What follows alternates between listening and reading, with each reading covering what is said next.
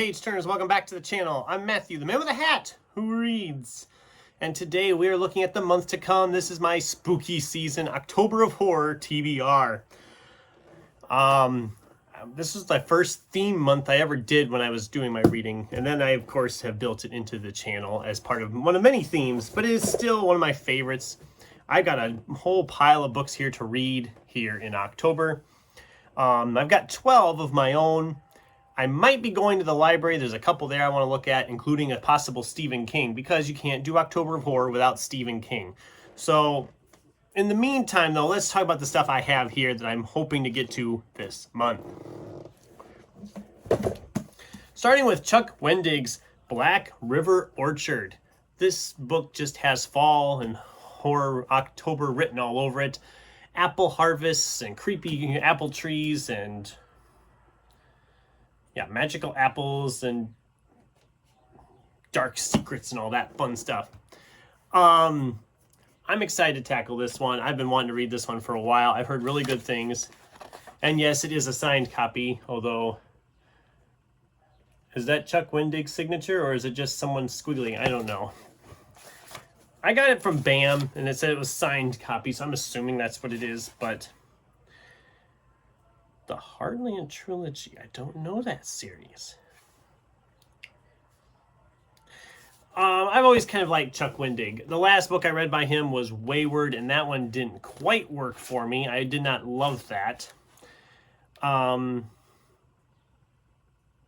was it Wanderers? Which one was first in that series? Maybe Wanderers was first. I can't remember which one was first. The first of those two. I think Wanderers is the first one the more I think about it. I read that and I didn't love it. I have a feeling I will like this one quite a bit, though. It is probably the longest book I have for the month. It's over 600 pages. But I've been looking forward to it. I've heard a lot of good things. And we are killing time here. We got to move along. Stephen Blackmore's City of the Lost. Joe Sunday's dead. He just hasn't stopped moving yet. We have ourselves a zombie, essentially a cult detective, I guess. He's a zombie thug. He gets killed and he's still alive. Very short, only just over 200 pages. It's got illustrations in here. Let me see if I can find one. Okay, I have no idea what's going on here, but the guy's got a third eye. I don't know if that's our main character. Did he get a third eye in the middle of this story? I don't know. There's a few illustrations, not a ton. And it has this very glowing review in here that just says, quite a story. So that's a strong selling point, isn't it? This one shouldn't take me too long. It's pretty thin. It should fly right by. This one is one I've seen a lot of people talking about here last year, year before, maybe just last year. When was it published? Oh, it's been published for a while now. So the last couple of years, people have been talking about Philip Fracassi's Boys in the Valley. And yes, I'm finally going to get to this one. I've been wanting to read this one for quite a while. It's just over 300 pages. I really hope that I'm not being overhyped on it, because it seems like some of the other horror books I picked up after other people I've watched and follow, I read them and they just weren't vibing with me as much as they did with them. So hopefully this is not the case with this one. I don't know. It sounded good. It's orphanage for boys, early 20th century, and group of men arrive at the door, one of whom is badly wounded, occult symbols carved into his flesh. His death releases an ancient evil that spreads like sickness, infecting St. Vincent's and the children within. Soon boys begin acting differently, forming groups, taking sides. Others turn up dead. I mean, it sounds great. I'm really looking forward to that one. I've been wanting to read it for a while. Last year, I read Craig DeLuey's One of Us. That was the first time I'd read a book by Craig DeLuey, and I'm diving back in with another by him. This is How to Make a Horror Movie and Survive. I don't think I need to go into a synopsis. It's about a horror movie, and probably a cursed horror movie at that. Max Murray should be on top of the world. He's a famous horror director. Actors love him. Hollywood needs him. He's making money hand over fist, but it's the 80s, and he's directing cheap slashers for audiences who crave only more blood, not real art, not real horror. And Max's slimy producer refuses to fund any of his new ideas. So, and then on from there. I'm not going to go into all this because I got a lot to cover in this video, but I am excited to read another Craig DeLuey. This should be a good one for the time of year. Of course, I've been trying to read more nonfiction. So here we have A Mystery of Mysteries, The Death and Life of Edgar Allan Poe by Mark Dawidziak. I don't know. And what else do I need to say? It's a nonfiction book about Edgar Allan Poe. Just under 250 pages. I'm not a fan. The print is very small. But yeah, perfect time of year again for a nonfiction biography of Edgar Allan Poe. How about Mike Chen with Vampire Weekend? I have read a couple of Mike Chen's books. I've enjoyed them for the most part. They're not books I'm like, oh, I love this, I need to read it again and again, but I like giving this guy a shot because I like his ideas, and maybe that'll be the case for this one too, but it's a vampire novel. Everything you've heard about vampires is a lie. They can't fly, no murders allowed, and turning into a bat, completely ridiculous. It should be kind of a light-hearted vampire book. I'm not expecting too much for scares, but it's the right time of year for it.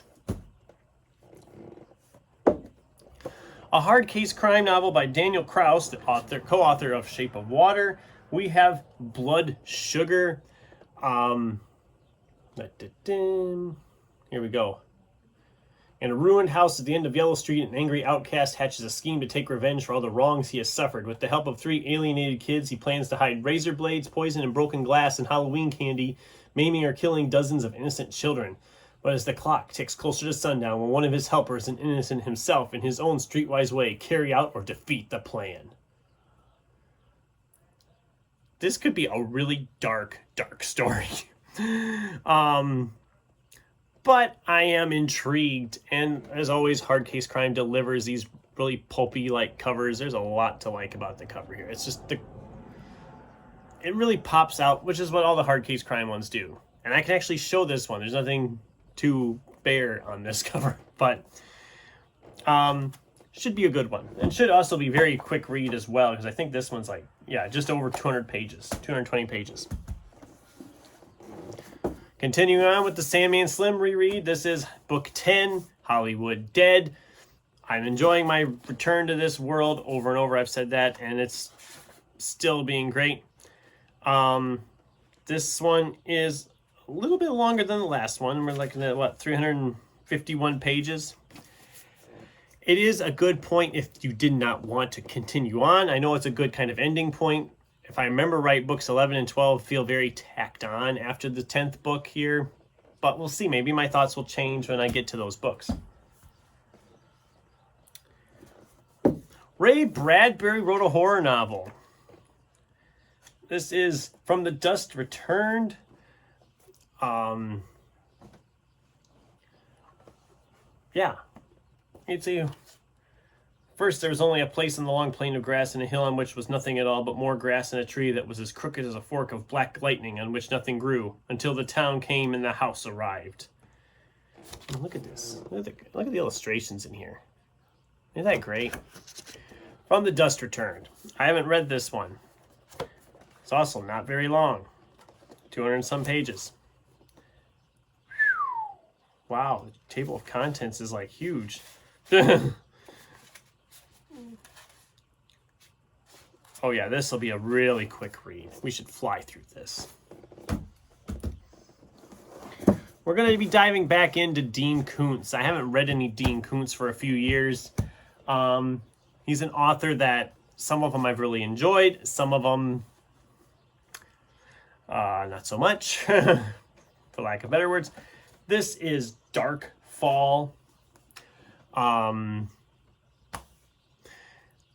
Like I said, it's like a blizzard brings a city to a standstill and ushers in an evil that defies imagination. Probably should have saved this one for winter months if it's a blizzard, but it is what it is. I'm excited to try some Dean Koontz again. I have a couple other ones in my collection now as well that I'm hoping to get to sometime, probably next year. I probably won't get to them anymore this year, but Dean Koontz has a lot of books out there. Hopefully I picked a good one. I'm sure Kat can tell me. Kat's read a ton of Dean Koontz. Karen Warren's Slights. This is an angry robot book and also very thick, about 500 pages. Stevie is a killer, but she brings her victims back to life again to demand, "What do you see?" Now she's about to find out for herself. That's the synopsis. Literally, it's all it is. It's Angry Robot. Some of the earlier Angry Robots I've been enjoying. It'll be a good one, I think. And if not, well, if not, it's not. And then the last one, I've been reading Simon R. Green's Nightside series. I haven't read any for a while because I wasn't finding them, but I finally found another one. This is The Unnatural Inquirer. I think this is book 7, or is it 8? Book 8. I know what I'm talking about, I swear. Book 8 in the series. I've been enjoying these. They're nice urban fantasy. They probably work for Occult Detective October, which I know is going on, but they're fun little novels, and they're not too terribly long. Like I said, this is just 250 pages. So yeah, that's what I'm reading. Let me see if I can get the money shot up here. Oh my God! Don't drop it! Don't drop it! The stack, plus a couple of library books possibly on there as well. So I have a lot of reading planned for October of horror. So I'd love to hear from you guys. What do you think? Have you read any of these? Do you recommend I should prioritize any of these? What are some of your planned reads for October, for spooky season or October of horror? Or if you're doing Occult Detective October, I'd love to hear from you in the comments down below. Thanks for watching, and until next time, keep turning pages.